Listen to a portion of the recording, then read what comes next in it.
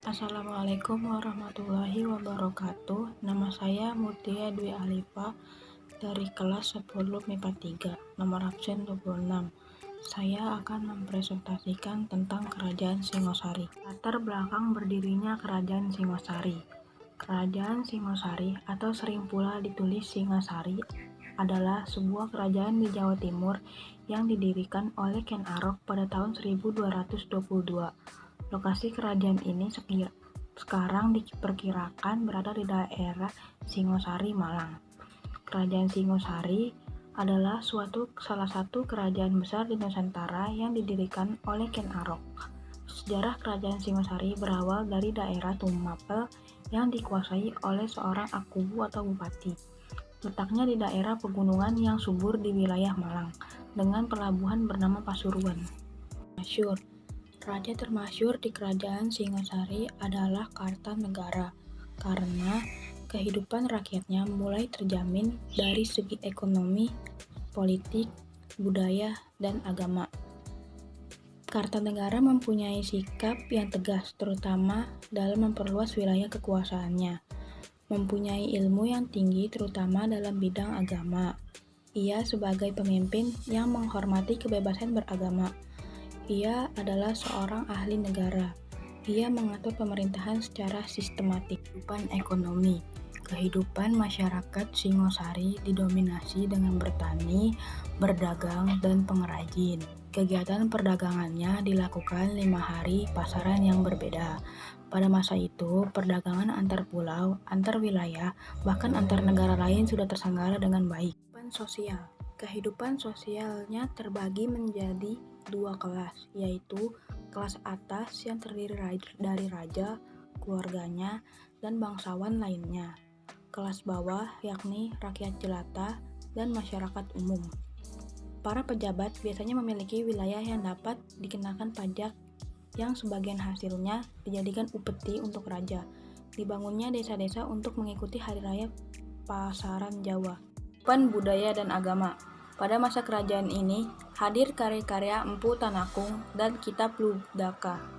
Kehidupan masyarakatnya dipengaruhi oleh kebudayaan India. Secara umum, masyarakat kerajaan ini beragama Hindu dan masyarakatnya pun berkesempatan mengenyam pendidikan.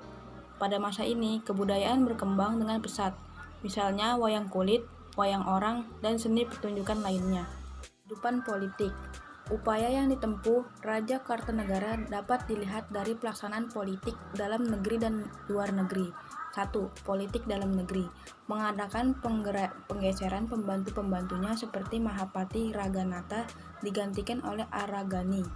Berbuat baik terhadap lawan-lawan politiknya seperti mengangkut putra Jaya Katuang atau Raja Kediri yang bernama Ardaraja menjadi menantunya. Memperkuat angkatan perang. 2. Politik luar negeri. Melaksanakan ekspedisi Pamalayu untuk menguasai kerajaan Melayu serta melemahkan posisi kerajaan Sriwijaya di Selat Malaka, menguasai Bali, menguasai Jawa Barat, dan menguasai Malaka dan Kalimantan. Ken Arok 1222 Masehi sampai 1227 Masehi merupakan pendiri kerajaan Singosari yang sekaligus juga menjadi Raja Singosari yang pertama. Bergelar Sri Rangga Rajasa Sing Amurwabumi. Munculnya Ken Arok sebagai raja pertama Singosari menandai munculnya suatu dinasti baru, yakni dinasti Rajasa atau Raja Wangsa atau Girindra atau Girindra Wangsa. Ken Arok hanya memerintah selama 5 tahun. Pada tahun 1227, Ken Arok dibunuh oleh seorang suruhan Anuspati atau anak tiri Ken Arok. Ken Arok dimakamkan di Kegenangan dalam bangunan Siwa. Raja yang memerintah yaitu Anuspati, Tohjoyo, Ranggawuni, dan Kertanegara. Peninggalan Kerajaan Singosari.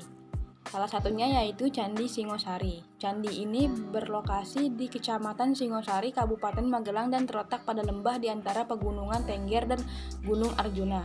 Berdasarkan penyebutannya pada kitab Negara Kartagama serta prasasti Gajah Mada yang bertanggal 1351 Masehi di halaman komplek candi. Candi ini merupakan tempat pendarmaan bagi Raja Singosari terakhir, Sang Kartanegara, yang mangkat atau meninggal pada tahun 1292 akibat istana diserang tentara gelang-gelang yang dipimpin oleh Jayakatwang. Kuat dugaan candi ini tidak pernah selesai dibangun. Sekian presentasi dari saya. Apabila ada kata-kata yang salah, mohon dimaafkan. Wassalamualaikum warahmatullahi wabarakatuh.